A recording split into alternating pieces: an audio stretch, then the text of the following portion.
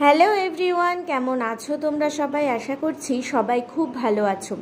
এটা ছিল বছরের শ্রাবণ মাসের চতুর্থ সোমবার, অর্থাৎ শেষ সোমবার। তো সেদিন আমি সকাল সকাল উঠেই আগে স্নান করে নিয়েছিলাম, সমস্ত কাজ সেরে। আর এই দিন আমি মাথায় শ্যাম্পু করে স্নান করে শাড়ি পরেই পুজো দিয়েছিলাম। তারপর একটু আলতা সিঁদুর এই সমস্ত কিছু পরে নিয়ে আমি এদিকে গোপু মহাদেবকে স্নান করিয়ে নিচ্ছিলাম। আর তোমরা তো জানোই আমি সারা বছরই সোমবারটা নিরামিষ খাই, আর সারা বছরই মহাদেবের মাথায় সোমবার জল ঢালি। আর বিশেষ কোনো অসুবিধা না হলে আমি সোমবারটা এভাবেই সারা বছর পালন করার চেষ্টা করি। আর এই দিনকে আমি মহাদেব গোপুর জন্য একটু পায়েসও করে দিয়েছিলাম, যেহেতু মহাদেবের মাথায় ঢালবো জন্য একটু দুধ এনেছিলাম, তো সেই জন্য আমি একটু পায়েসও করে দিয়েছিলাম। আর সঙ্গে ফুল, বেলপাতা, মিষ্টি, কলা, বাতাসা এগুলো সমস্ত কিছু দীপ্ত গুছিয়ে দিয়েছিল এনে। আর এইভাবেই সেদিন আমরা পুজোটা সম্পন্ন করেছি।